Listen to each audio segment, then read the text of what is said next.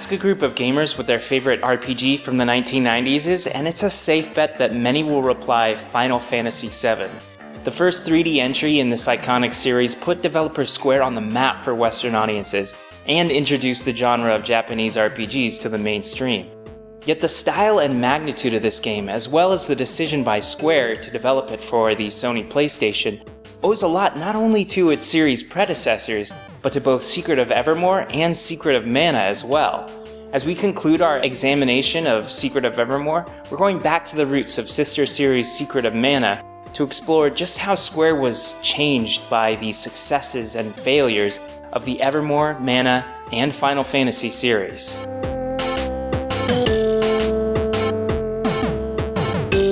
Tracing the lineage of the Mana series to its first release, we arrive at the Game Boy title Final Fantasy Adventure, known in Japan as Seiken Densetsu Final Fantasy Gaiden. This was a spin-off of the Final Fantasy series featuring gameplay roughly similar to that of the original Legend of Zelda.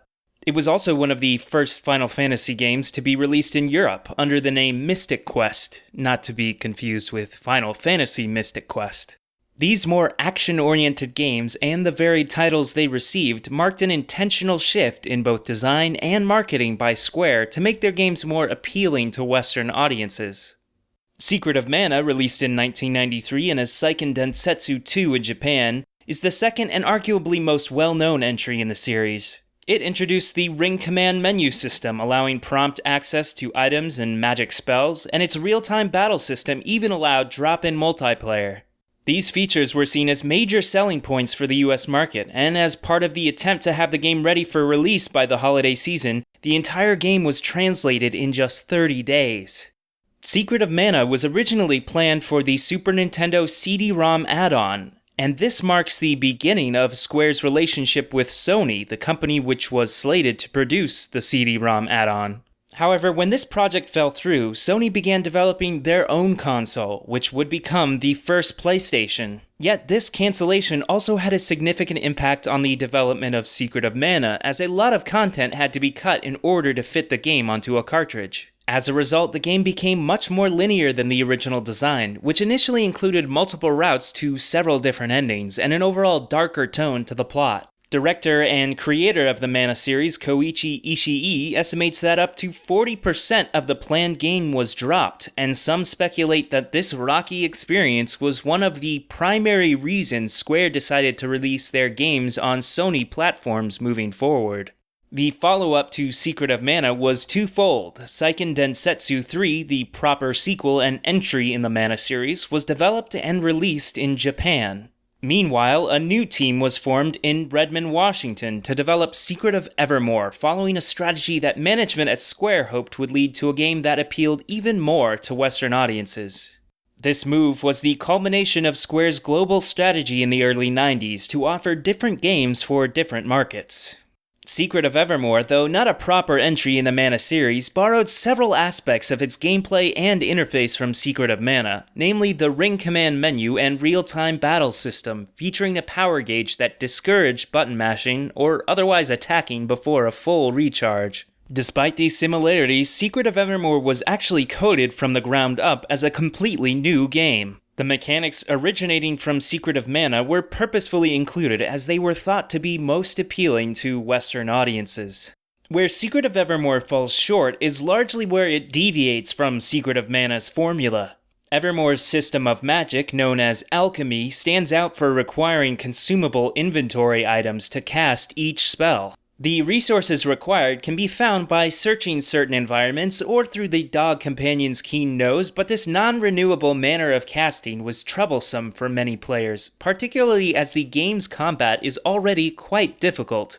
As an example of the difficulty that players face, the very first boss in the game is the intimidating Thrax, as seen on the game's box art. Compounding this problem, the companion AI is fairly limited, contrasting Secret of Mana, which allowed customization of behaviors, and save points in Evermore are often absent when the player needs them most.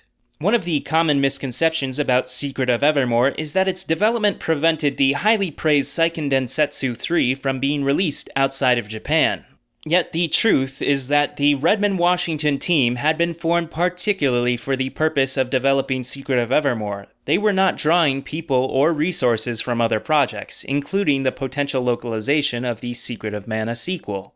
This is in addition to the fact that significant bugs in the coding of Seiken Densetsu 3 may have presented serious obstacles to the translation and release of the game overseas.